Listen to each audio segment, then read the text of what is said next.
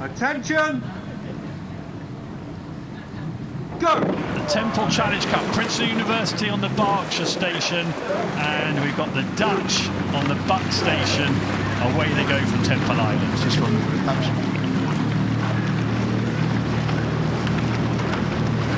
So, Princeton University on the Berkshire station in the Temple Challenge Cup up against Nereus, the Dutch.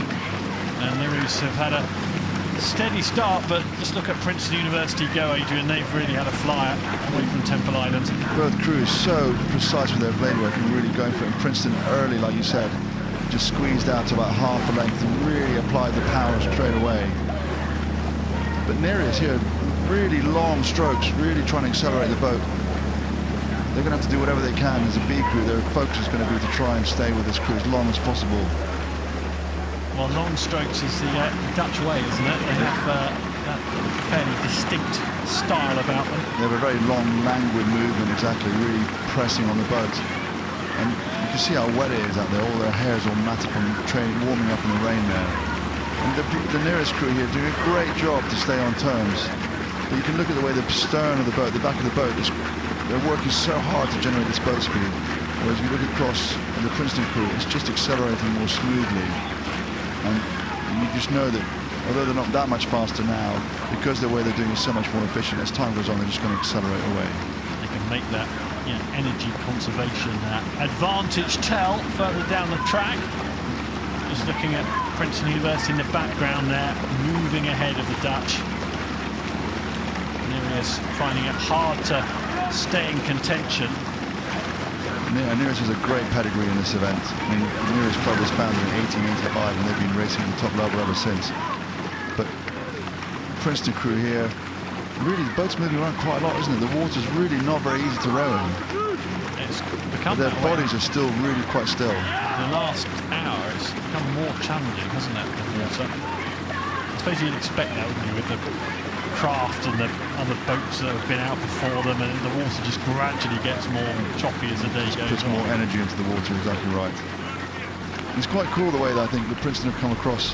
They're renting boats from clubs around here because it's too expensive to bring their boats, but they've brought their livery and put it on the decking. The Tigers, the Princeton Tigers. It looks quite cool. It does. It's almost like a box of Frosties. Other cereals are available, but good that you know what you have for breakfast.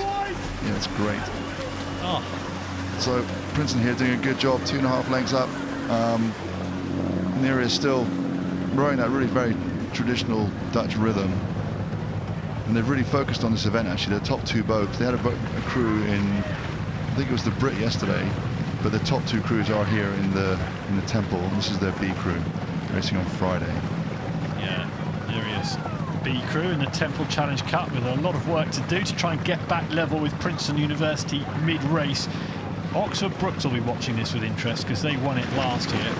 Temple Challenge Cup, they won it, student men's eights, an event that's been in existence since 1990, but they will, I think Oxford Brookes will see this Princeton University boat that you can see in the picture now as a real threat to their control. Yeah, for sure. There's some very good crews in this event. The depth in this event is very high this year. And you know, Princeton have guys from all around the world coming to do and study at these Ivy League schools, and they get the opportunity to row in these fantastic boats. And Princeton really have had a great season this year. Really one of their best seasons for quite a few years throughout the whole squad. Yeah, they look the business, don't they? And it's a fairly young boat still, very early 20s, a couple of teenagers in that boat. Yeah, Matthew Smith's coaching this crew, but I was speaking to Greg Hughes, the head coach, and he was saying they had such a great season and it was full of really young guys, and he really felt it was a good opportunity to bring them over here and get some racing in. And also it means they end up training for an extra 5 or 6 weeks. So that means the that way their season unfolds. Yeah, they end at the end of May. So that means that these guys have trained for an extra 5 or 6 seasons, which should make those next season better. Yeah, I watched them beat Durham on the Tuesday. Only won by a length in the end, but that didn't really reflect their dominant performance. And here are the Dutch. Yeah, look at the aggression there in the 4-seat from Anthony Tinlaus, shouting there, just getting the guys to really get into it and just stay on it. And it just shows you the level of aggression that's required to create this sort of boat speed, whether you're up or down. They don't want their Henley Royal Regatta to end. Obviously the Dutch, and they know that unless something spectacular happens in the next quarter mile, then it absolutely will. So, and that mentality being shown with that Dutch crew, that's exactly what you want when you're coaching a team. That these guys are going to be in the first boat next year. You want guys that will have sort of give everything, whether they're losing or winning, they're still going to commit 100%. They've got to prove their worth, haven't they? Yeah, and you can't just roll over because you're down. You need to keep being aggressive and attacking. And sometimes things happen and you get an advantage, but other times you just have to do it because it's the right way to approach things. It's a relatively low percentage of races where something does happen, but you've got to be in it to win it, haven't you? You need to be nipping at their heels. So exactly right. That once in 10 or once in 20 occurrence. Exactly, and these are young guys, they're 20, 21, 22-year-old guys coming here to race. Some have raced here before, but this is the beginning of their rowing career. They've still got lots of races in them, and this is an experience they need to take with them. Princeton University, a class act. There wasn't really much doubt about that before this race, but they underline their credentials as serious contenders in the Temple Challenge Cup.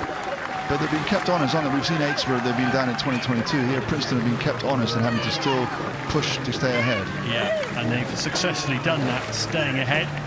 So Princeton University through to the weekend of Henley Royal Regatta, the Temple Challenge Cup.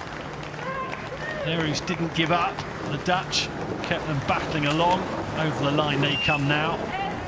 And that signals the end of their Henley Royal Regatta this time round. The result confirmation there. Temple Challenge Cup, Princeton University through.